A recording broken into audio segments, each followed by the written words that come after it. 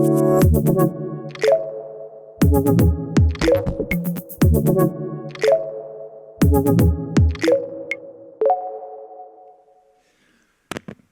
everyone, welcome to this Studium Generale lecture. Welcome to this All You Need to Know About lecture. When are you in a sentimental mood? Do you long for that song that refers to special feelings of a beautiful time?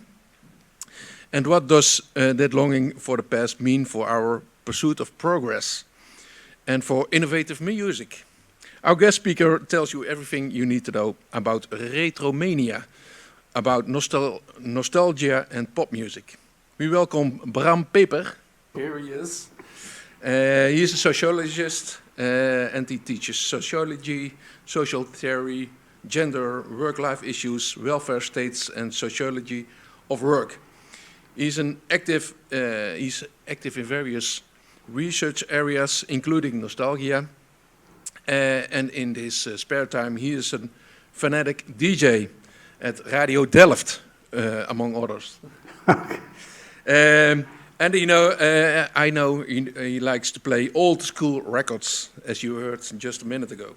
Bram will speak for about 45 minutes, maybe 50, and after that there is some room for questions.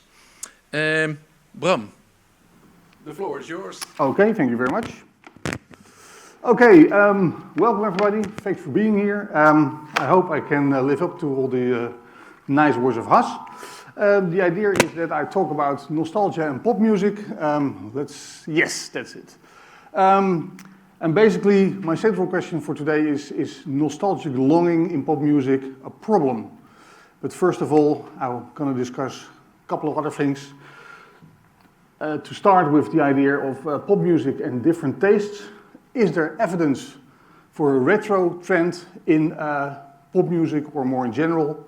And then I dive deeper into the idea what is nostalgia from a more socio-scientific perspective. So there will be sociological interpretations, but there will also be some relation to psychology in the sense that nostalgia is also something which is directly infecting our inner world. And I will end, of course, the lecture with trying to answer the question of the nostalgic desire in pop music. Let's assume that there is a nostalgic desire in pop music, if that's problematic or not. But during the whole lecture, I tried to shed a little bit more light on the relationship between pop music and nostalgia. Music is, of course, always about taste. Music is always about having different ideas, different values, sometimes over different behavior. And as long as pop music exists, you can say since the 1950s, we talk about the start of rock and roll. Most people will see Elvis Presley or Bill Haley as a kind of start, but before that we had rhythm and blues, or what's called in that time race music. And since that moment, it has always also been a kind of huge point for discussion, to put it a little bit euphemistic, between adults and the younger generation. So youth is in the whole discussion about pop music a little bit an ambiguous category. On the one hand, elderly, parents, teachers, clergymen always want to protect the youth because the youth is innocent, and a lot of pop music is talking about sex and dances and all kind of bodily behavior and longing and those kind of things. So you have to be very careful that you keep those things away from your children, also because young people are very easily influenced. But at the same time, and that's the ambiguous aspect of youth, youth is also the carrier of new musical cultures. Probably you listen to other things than your parents, although, that will be part of this lecture of course, I wonder if that's still the case. In the 1950s and 60s, 70s, you could be pretty sure that young people were listening to other music than their parents, and nowadays you can have some doubts about that. So youth is also what is called a human category of transition, carrying change. And usually, but that's an all different discussion, but to cut it short, you could say that a lot of discussions about music are usually covering an underlying discussion about rapid change in society. So the idea is that when people point to music as a problem, for instance, listening to rap lyrics or listening to death metal as a kind of cause for all kinds of societal disturbances, it usually is that there is something other at hand, and it usually is also that the older generation are having the idea that they're losing grip on their children or something like that. But we're here to talk about music in the sense of retro nostalgia. Let's give a kind of short overview of what we've seen happening since, let's start at the 1980s. That was the moment where you see a lot of commercials using at that moment already well-established pop music. Pop music was new in the 1950s, 1960s, and we see in the 1980s, for instance, a lot of commercial brands, beer brands or denim brands using old soul records to sell their stuff. We've also seen, of course, in the early 1980s, the invention of the compact disc, which means that most of the people who had already started the record collection felt the urge not to directly buy new music on CDs, but also replacing their old record collection by CDs because it was supposed to be a better quality. There's also a very different discussion among people who like music. There are fierce debates if vinyl sounds better and more warm than digital. I could only say that in the technical sense, the compact disc is way better than the vinyl record, but I know that immediately sparks fierce debates because there are people who fiercely believe that the vinyl record is better and warmer and more analog than compact disc. We've also seen the rise of rap music, and especially hip-hop, which was seen as a kind of fashion thing at the end of the 1970s, but it became basically mainstream in the 1980s, and what we've seen in hip-hop music was the use of samples. Especially old soul, disco, and funk records were used as a sample for new hip-hop tracks. And especially, I'm that old in those years. I was talking with my 10-year younger nephew, who was listening to hip-hop music, was totally surprised to find out that I already know most of the tracks because I know the old disco version or the old funk version. But at the same time, I had the same kind of feeling in the late 1990s with the start of trip-hop, which sounded for me at first as a kind of new musical genre, until I found out that they also use a lot of old soul, especially soul samples. So you could see, is music a kind of constantly copying all kinds of things. There's also a saying that most rock music or most pop music exists about 3 chords on your guitar, and you see an enormous amount of different type of music and subgenres, and there's also huge discussions about subgenres. So you can also ask yourself, is that new music, is the synthesis to new music, or is it just plain plagiarism? Especially a lot of people accuse, for instance, in the hip-hop community, the artists that they don't invent new music, that you're just using old music. We've also seen in the last decades an increase in the amount of reissues. So it's 25 years ago since Nirvana had his famous record, or it's 60 years after the first album of the Beatles, and the reissue is not the same record, the same vinyl, or the same CD. No, it's usually an extended version with studio outtakes, live versions, etc. So there's a whole commercial market plunging in on that nostalgic feeling that people still want to hear the music they know from the past. And because for most people, your musical taste is developed in your forming years, which means between your roughly 10 and 25 years that you're in that age, in that time in your life. Not many people develop and find new music and experience new types of music afterwards. Most of you are very young, so be prepared. The music you're listening at this moment will probably stick to you the rest of your life. Has already mentioned that I'm DJ in my spare time. When I bought all kinds of disco singles at the end of the 1970s, it was totally new, and I still play these records for the last 45 years, and now they're called dance classics. And strangely enough, it's not only old farts dancing on that, but also young people. In movies, we've seen them returning to the old pop music. A lot of movies try to get people in a certain mood. Dirty Dancing, like the 1950s, 1960s. Grease, also the 1950s, although it was a movie from the 1970s. Quentin Tarantino is also famous for using old, less well-known tracks from 30, 40 years earlier in his movies. Of course, the war in Vietnam at the end of the 1960s, early 1970s was one of the wars which was heavily televised, but also a war where probably the first time people actually constantly listening also to music. So there's a whole relation to those kind of TV series. And of course, there was called the retro parties, where people like to dance on old music.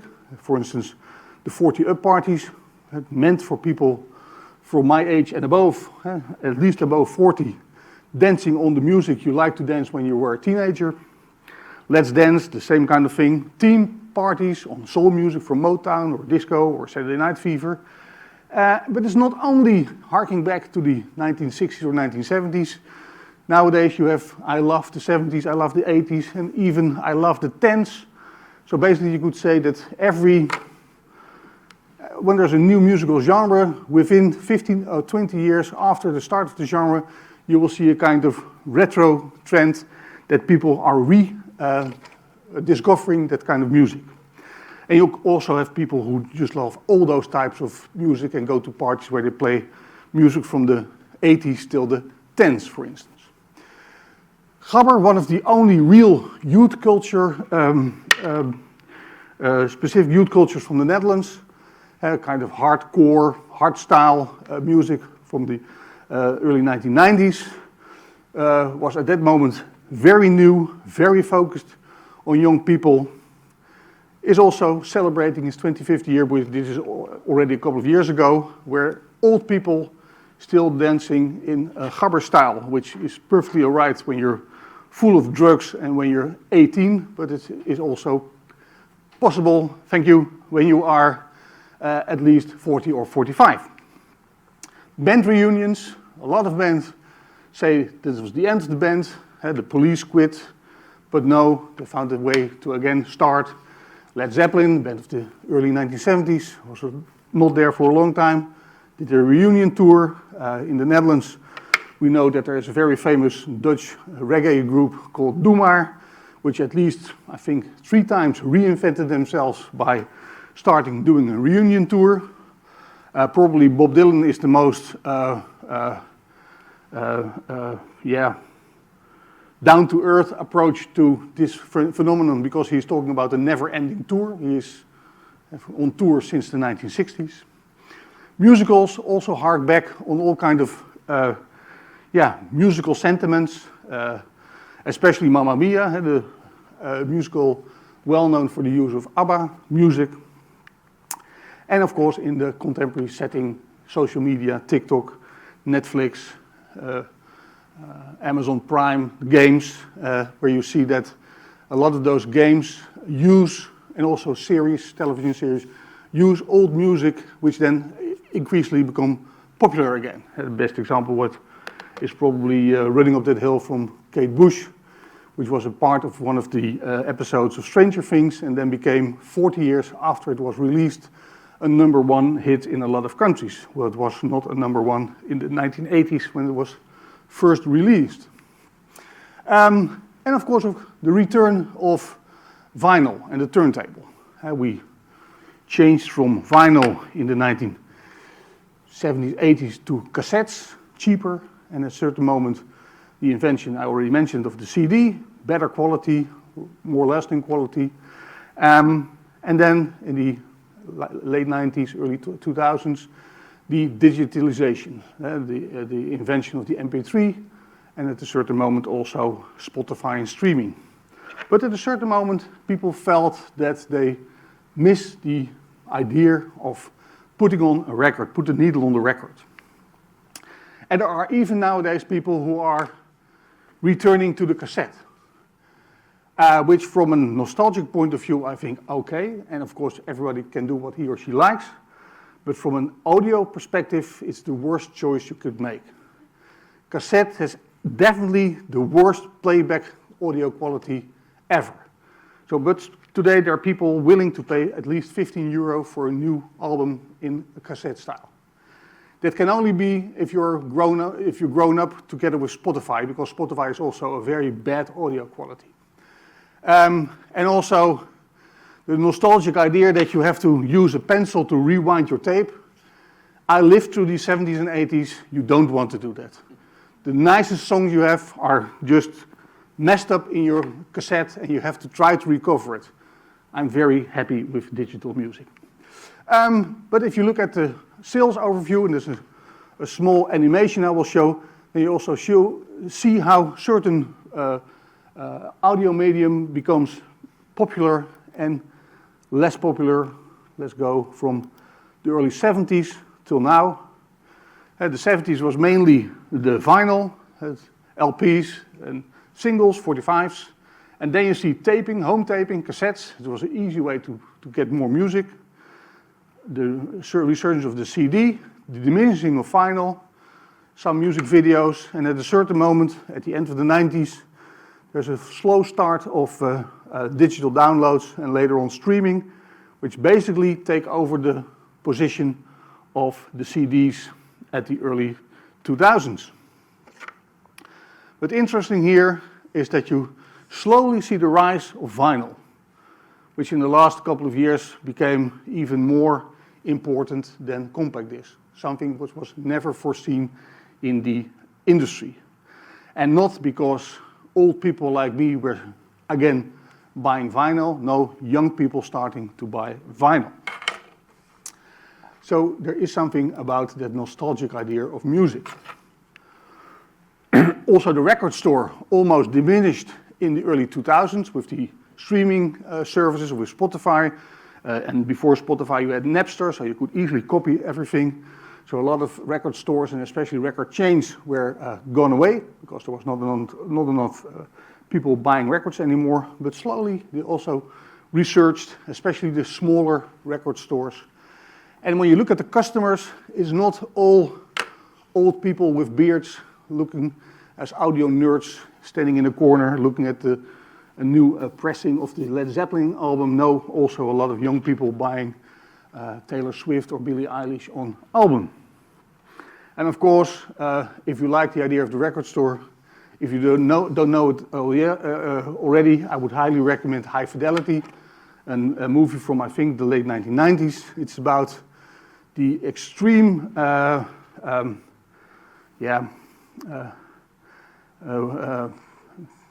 nerdy attitude of people working in a record store. Everybody who asks for the wrong record is immediately rejected as an idiot.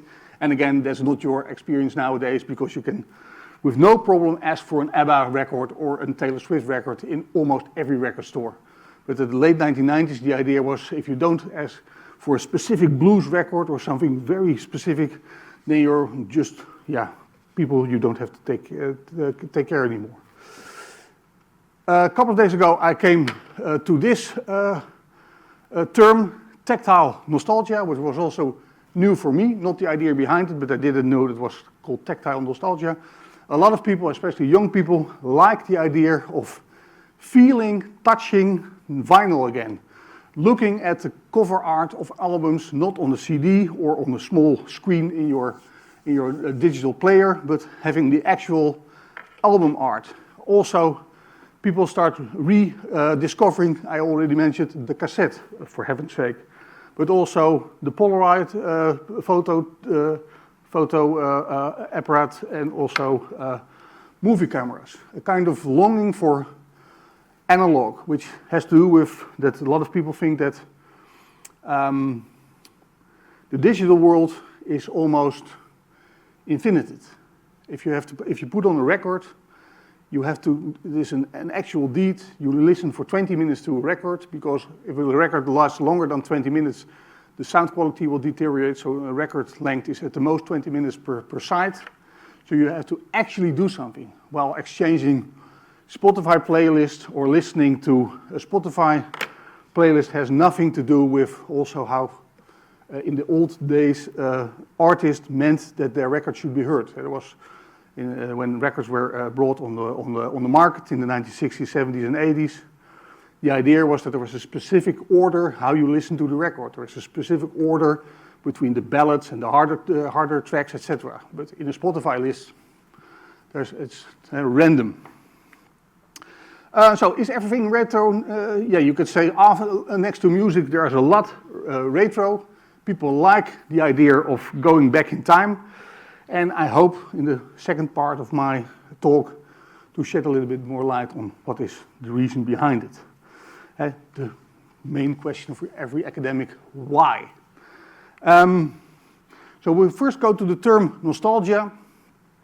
That's derived from a Swiss doctor, Johannes Hover, although there is some discussion if he's Swiss or was he living in the northern of France, but again, it's 2.5 centuries ago, so I go for Swiss in this case. And he invented the term nostalgia, which was a combination of the Latin words nostos, returning, and algos, pain, because it had to do with people who were away from home and were feeling basically homesick.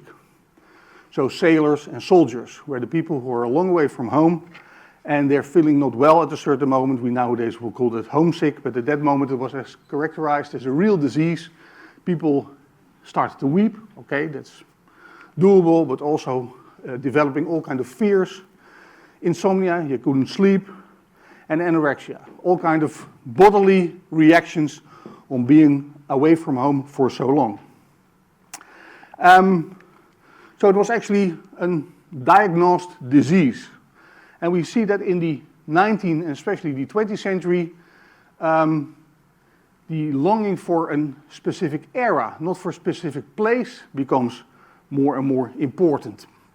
So it's also not seen anymore as a disease, as an illness, which should be treated by a medical doctor, but it's more a form of melancholy in a more positive sense, a kind of longing to a past which is gone, or sometimes leading to depression. And also experienced in an individual sense, but nostalgic feelings are also very much related to what people experience together. I will come to that later on. So the interesting thing is, it was in the earlier days an emotion or a state of your physique which could be cured. If you go home, then your homesick problem is solved.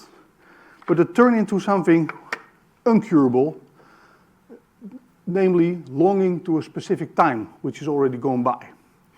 And you only can cure it by time traveling. And time traveling, as far as I know, maybe for a second, natural scientists are capable to travel back in time. But it's impossible for people. And to make a short sidestep, be glad it's impossible. Time travel is only interesting if you're a white male between 20 and 50. For the rest of the people, you'll be discriminated, excluded, etc. We're not living in a paradise now, but every moment in time before now is worse for people who are not male and white. So what's the function then for nostalgia? If there's a switch from the physical idea of homesick to what's a more melancholy idea. It can bring you in a positive mood, thinking about nice times, earlier times, when you were still happy as a child, unless you have a very severe childhood, but let's go along with the idea that a lot of people experience their childhood as a relatively careless period in their life, no taxes, for instance. So it can also enhance your sense of self-worth. It can reinforce your sense of social solidarity, thinking about the time when you were playing with your friends, or a nice family dinner, the Christmas setting. I mean the Christmas setting before discussions about Trump or before the discussions about vaccination, but at the time when you enjoyed your turkey together with the rest of your family. And therefore it can also give life a meaning, which means it reaffirms who you are. It reaffirms your identity as a person. The more sociological interpretation is that we are, as sociologists, study mainly the transformation from a relatively simple, mostly agrarian, traditional society towards our modern industrial society. So basically also we study as sociologists the transition, the movement from relatively simple relations with a relatively small amount of people towards highly complex relations. In a modern city, you have an enormous amount of people around you you don't know. In most villages, even if you don't know everybody totally, you have a much better idea who everybody is. So the security of the relatively small community is transformed in the last 150 years in our modern, anonymous, large urban space. So there are a lot of sociologists are talking about this switch. Durkheim says that we have another form of solidarity between each other, not because we know each other, but because we only know that we need each other. Tönnies was talking about the small community towards the society. Max Weber was talking about the development of a more impersonal, rationally organized society, where you do things based on efficiency and not on values. And Simmel was also talking about society which was overseeable for you as an individual, to an objective culture which has so many possibilities that you're more or less overwhelmed by what's all happening around you. And when you look at modernity, we usually say modernity starts in the 19th century. Modernity is the opposite of nostalgia. Nostalgia, the longing back to a nicer past, and modernity is about being new, being original, being authentic, being an individual, maybe also more impersonal relations. You don't know everybody anymore, but you still are able to work together because of all kind of bureaucratic rules, and it's focused on the future. Modernity is always about tomorrow, and trying not to think too much about the past. And that's also a little bit the core of my talk today. The question is pop music, when it retreats in a kind of retro trance, in nostalgia, is that still modern music? Another deeper focus on nostalgia is done by Fred Davis in 1979, one of the first sociologists who wrote a book on nostalgia. And he says, well, it is also a kind of coping mechanism. If the world is rapidly changing, you need a kind of anchor points to still know who you are. Thinking about your childhood, thinking about your old neighborhood, thinking about your friends could be a way to keep yourself alive in a rapidly changing world. So it helps you to maintain your identity. And it can also be not only seen in a negative way, that you regress to the old days, but it can also be a way of reflecting on your position.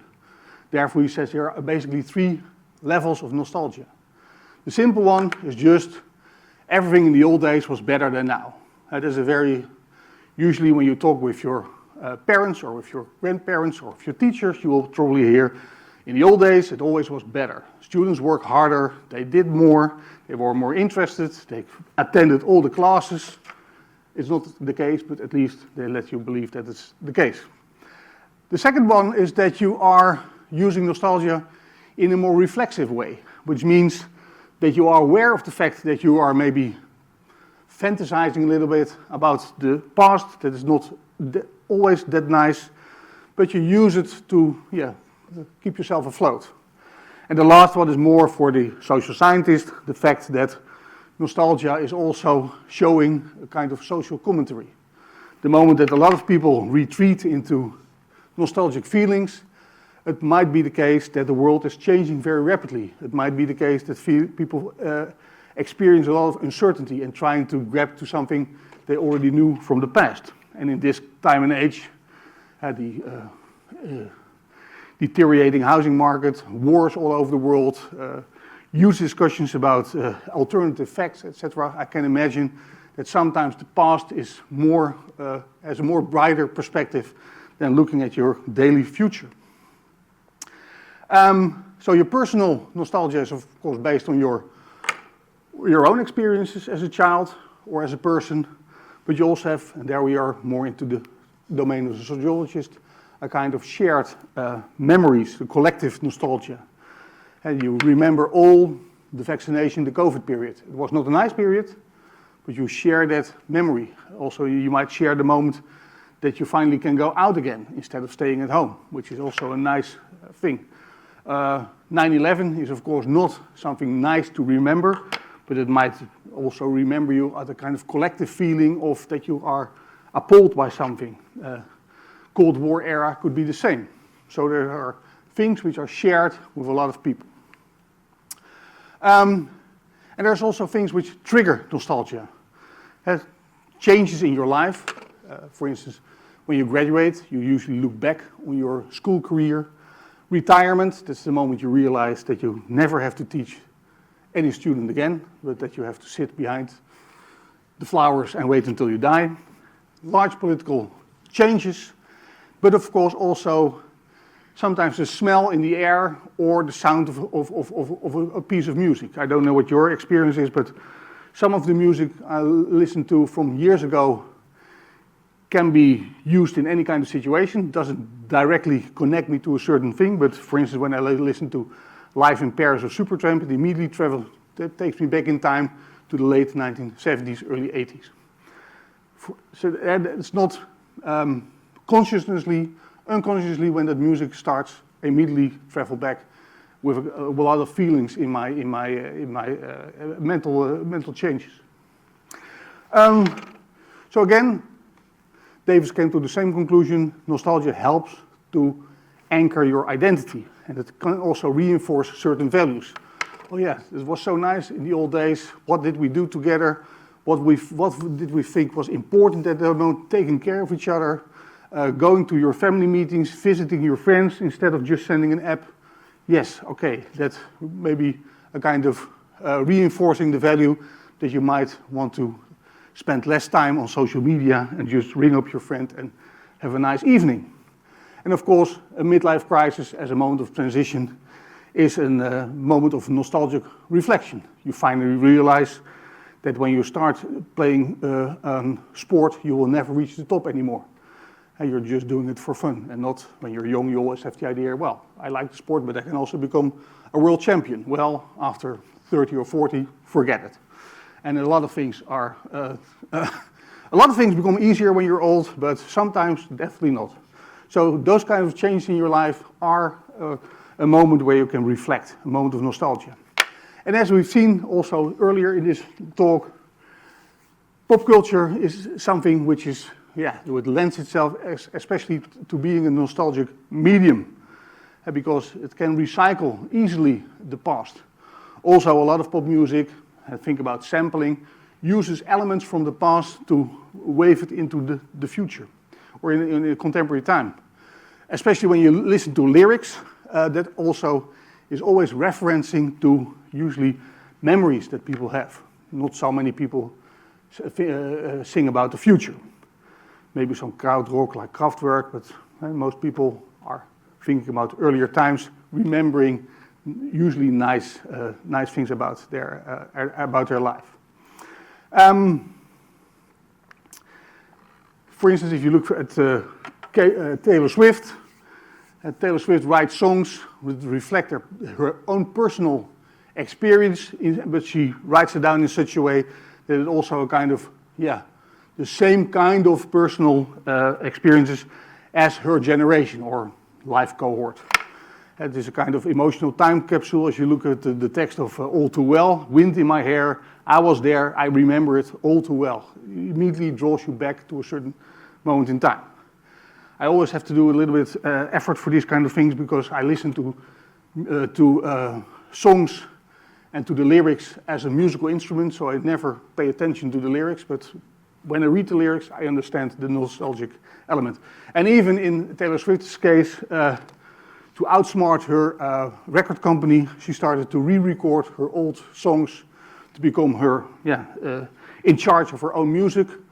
And she could also become in charge of her own music by making new music. What she did, no, she re-recorded all her old records. Apparently because there's also a market for people who like her old music, which is from a modern perspective a weird thing to do. And a modern perspective would be you do something new. Contemporary nostalgia, like Boehm is telling us, is a sentiment of loss and displacement, but it's also a romance with its own fantasy. I already mentioned nostalgia, longing for an already gone past, is usually not directly reflecting that past. And when you hear people talk about how lovely the 1950s were, don't talk with people who lived through the 1950s because they can tell you it was also a terrible time. For instance, in the Netherlands, a lot of people do not have streaming water and water closets. It's always nice to have those things in your house. And also interesting, when you look at the 20th century, you see that the 20th century starts with a very modernistic approach, futuristic utopias, also political ideas like socialism, communism, are all depicting a kind of utopia. Even fascism was a form of utopia, something to develop the future in a certain direction. And in the end of the 20th century, early 21st century, you see that we all longing to an already gone past, nostalgia. So there is a potential danger of nostalgia.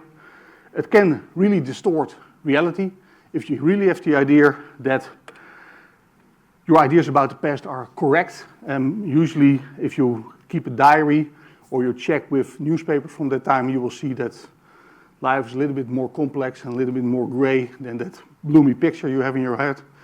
And a lot of people romanticize those nice moments in life. And it can also be the risk, of course, of cultural stagnation.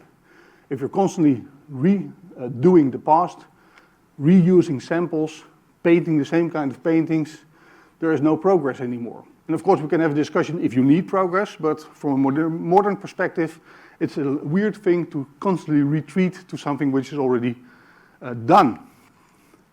So the modern condition, again, according to Boehm, is a global epidemic of nostalgia, an affective yearning for a community with a collective memory, a longing for continuity in a fragmented world. Here again, the more sociological aspect, people have the idea that it's difficult to think, where do I belong? What's my identity? What are my kind of people? So there's a kind of global feeling that in the older days, people at least take care of each other or were looking after each other.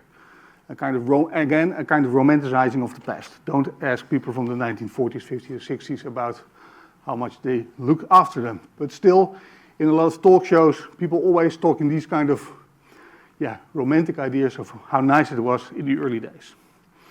But pop music doesn't seem to fit very well with nostalgia from the first place. Pop music, popular music, was always the newest hits. Rock and roll in the 1950s, although it was nicked from the black community, it's seen as a new invention. And a lot of the Beatles, new kind of music. So popular music was modern music, was music of your contemporary time, was looking forward. And nostalgia is exactly the other way. It's looking back, it's desire to go back. So then the question is, why are we still have such a nostalgic desire? Well, it can be the case that modern times is going too fast for a lot of people. There are also, from a biological perspective, it's not my discipline, but I know that there are also theories that say that the speed of our contemporary life, or the 20th, 21st century life, is way faster than how we develop in a biological sense. So that in a way we are a little bit out of sync with reality. And I already mentioned modern times is a very uncertain time. A lot of uncertainties in your private life, but especially also when you look at relationships in the 1950s. When you married someone, he or she will stick by you till you die. It might be not the most happiest marriage, but at least you don't have to question every day if you are, if that's the person for you. Nowadays, when you have a partnership, you have a partner, every morning you wake up with the idea, maybe I can get a better person. Let's look at Tinder if there might be someone else, or is this the best choice? And when you started studying, you probably also have looked at least 40 different studies, because there are so many possibilities. So we see that the reason for nostalgia in pop music is that it also goes back to our desire for a simpler time, something we can still oversee. Also, thinking back about your carefree youth. Again, when you go back to your own youth, there were moments that you were bored to death, that you want to be older, that you want to be able to drive a car, that you want to go out on your own, but now you're old and you can drive a car and you pay your taxes and you have your study load, you have the idea, oh, was I still 5 years old, innocent, etc. Also a search for social solidarity, the moment that the world looks fragmented and the idea that people are not really looking after each other, the idea is that you try to figure out or have the romantic idea that in earlier times people were more focused on each other, which might be a little bit become a little bit worse with social media. And most people are standing next to each other, sending apps to each other instead of talking with each other. And it's also maybe a way to deal with your fear and uncertainty, going back to something you like, which brings you back to a certain place, a certain time, where you still have the idea that life was beautiful and carefree. So conclusion is that it's a rather complex and multifaceted phenomenon, positive and negative. It helps us to understand how people try to deal with change and uncertainty. It also helps us to understand how people try to get a grip on their identity. But we also know that's incurable, and we cannot travel back in time. So basically, nostalgia can be positive as long as you do it in a reflective way, that you at least have the idea that it was not always better in the past, but you use it to reinforce your identity. Going back to the original question, is nostalgia in pop music problematic? Well, of course, no, in the sense that it helps to give you a certain meaning, it helps to establish and re-establish your identity, but yes, if everything is repeated and there's nothing new created, basically pop music will disappear or get the same kind of status as classical music. I know there's modern classical music, but for the last 150 years, people are playing the same kind of partitures from Mozart and from Beethoven. There's nothing new over there, which doesn't mean that it is not beautiful. It doesn't mean that you can have a specific way how it's played, but there's nothing new there. Right. Basically, that was my, in a nutshell, discussion about nostalgia, pop music, the positive and negative elements. So the floor is yours for questions. Thank you very much. For questions or things you'd like to discuss. Will help with the microphone. Yes. Oh, yeah, sorry. Modern times.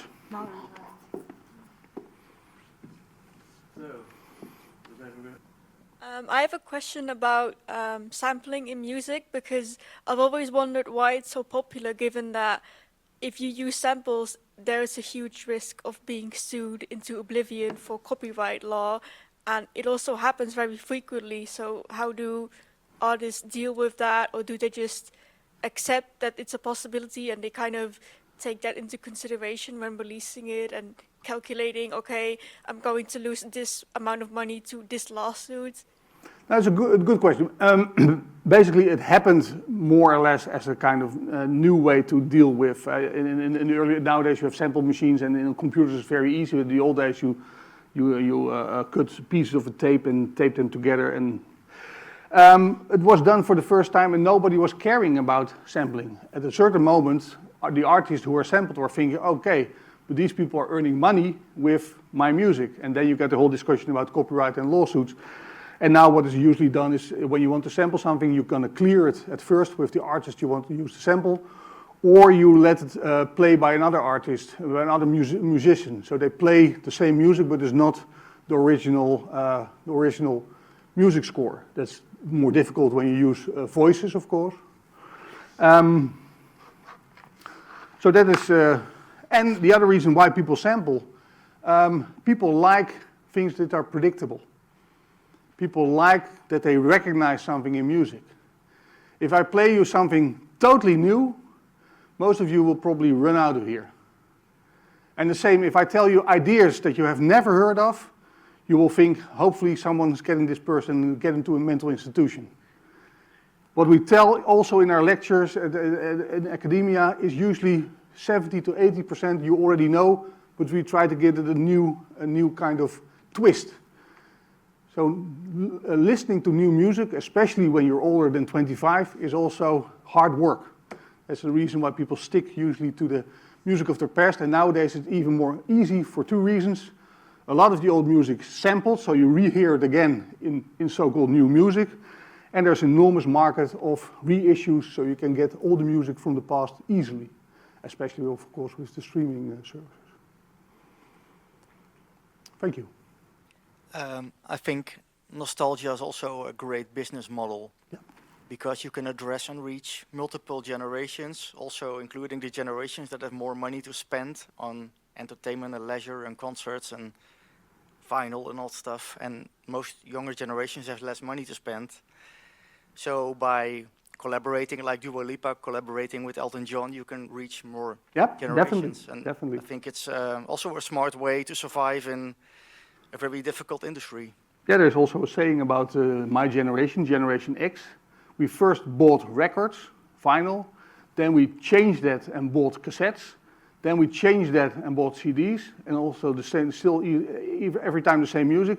Then we had to buy it into MP3s, and then we have to take an account on a streaming service. So basically, we're 5 times fucked.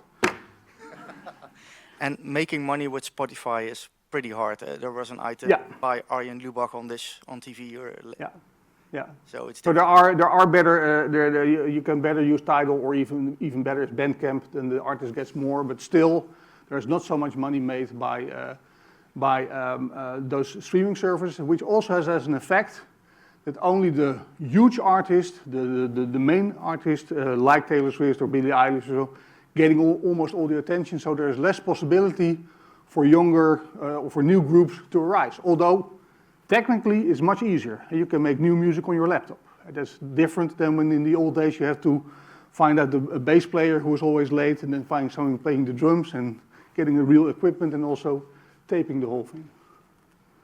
Yeah, absolutely. I was wondering if you know if this correlation is stronger in some cultures than others. Like, is it like this effect is kind of global? I'm immediately aware of my Eurocentristic view on this. I have no clue if this, but you see that when you look at how people, well, let me first, the influence of the United States and the entertainment industry of the United States since the 1950s, 40s, 50s, after the Second World War, is incredible. Which means that in a lot of countries, despite their own cultural traditions, whatever kind of cultural music, there's an enormous influence of American movies and advertisements and music.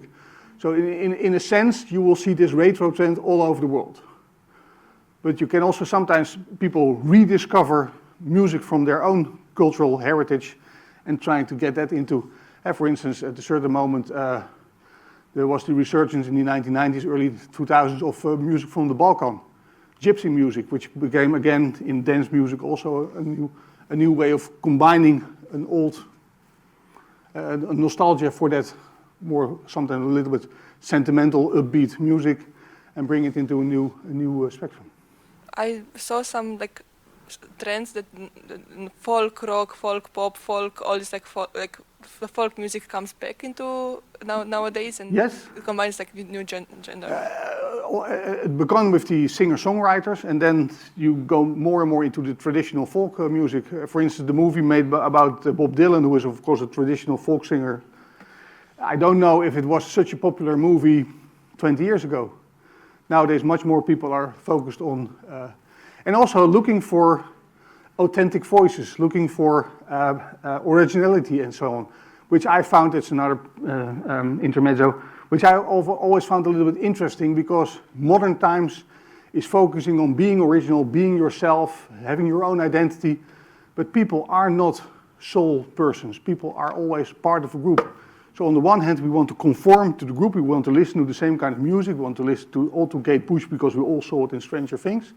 But at the same time, we are living in a kind of modern paradox. On the one hand, there's a kind of bonus on being yourself and original, but on the other hand, you're still part of group. So personally, I always I always have to laugh a little bit about people trying to discover themselves and booking a group tour to India. I always have the idea you can also go to your own garden and hug a tree if you want to really find yourself. You don't have to do it in a group setting. Thank you. For example, can we reach up to a point where nostalgia tends to sort of mimetize a sort of, I wouldn't say cultural appropriation, but something very akin to, for example. That's a very interesting discussion, because a lot of in the contemporary debate, things are seen as a cultural appropriation if you took something from another culture. But if you look especially at music or at food or at art, throughout the whole human history, it is always lending things, borrowing things from other cultures. I was thinking more about those very niche, for example, record labels that nowadays their catalog is basically re-editing obscure records from.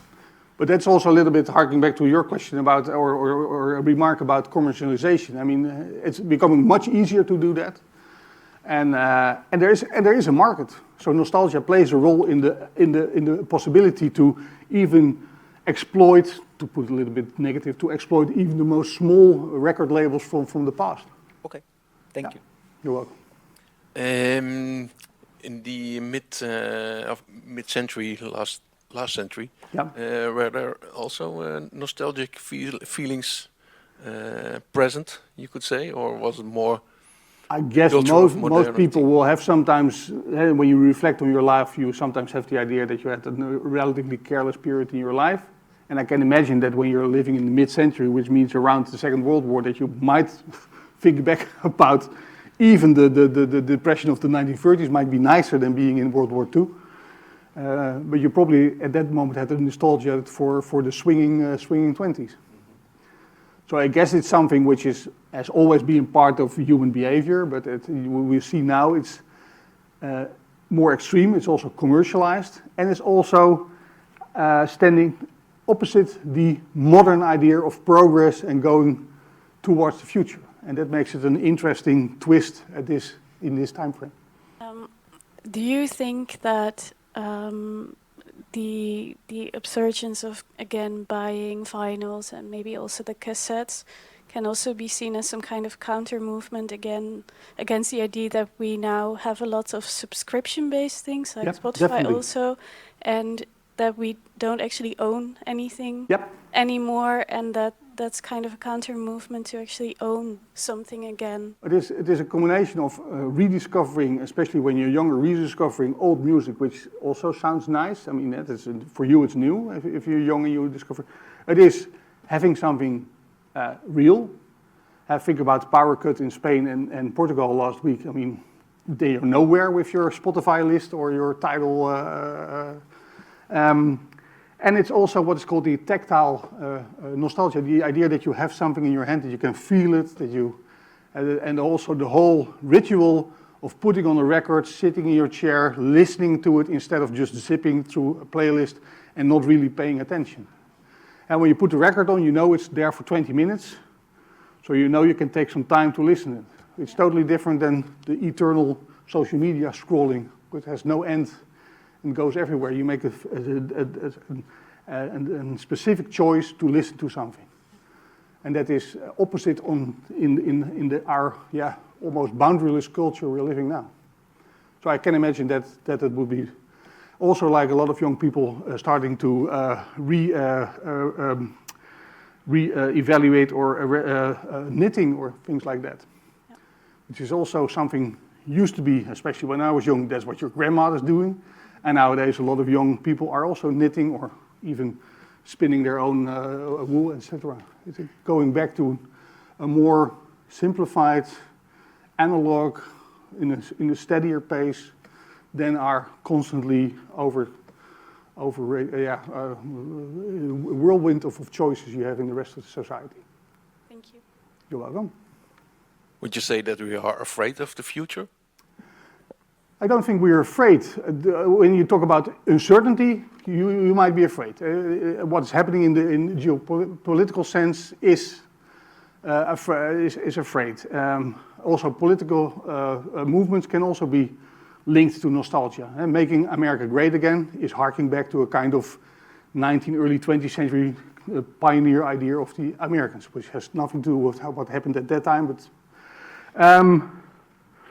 no, I think it's not being afraid, but it's trying to keep a grip on life. When there's so many possibilities, when life is so fragmented, when you have so many choices, sometimes it's nice to have something which is, something you can hold in your hand or just go back to.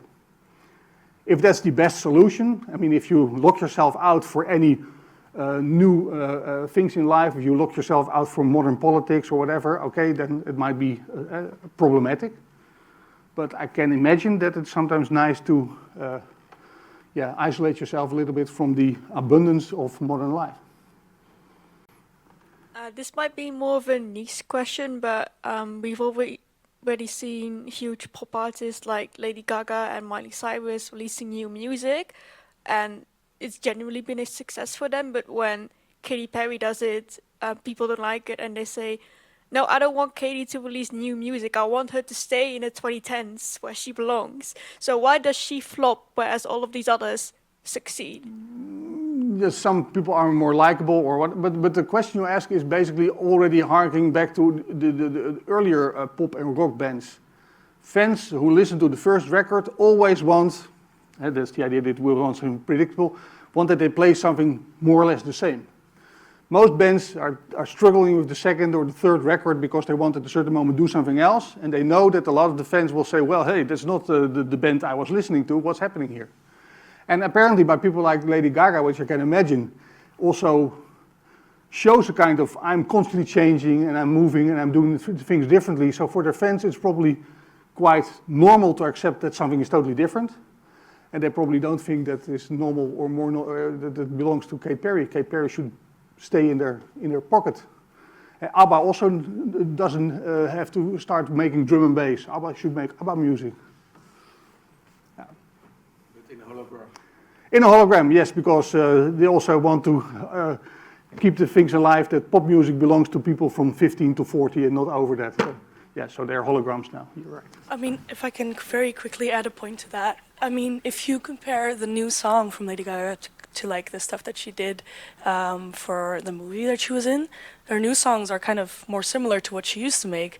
And so you can see that even her, she also still kind of goes back to what people like, and also online I've seen that everyone is now, oh, she's back to what we used to. Yeah, and sometimes the artists themselves also had the idea, you try something new and it doesn't really fit you, and you go back to your earlier type of music which you feel that you belong more, and that's a personal choice, but some people are also drawn back because the fans and maybe the money is bringing them to that, yeah.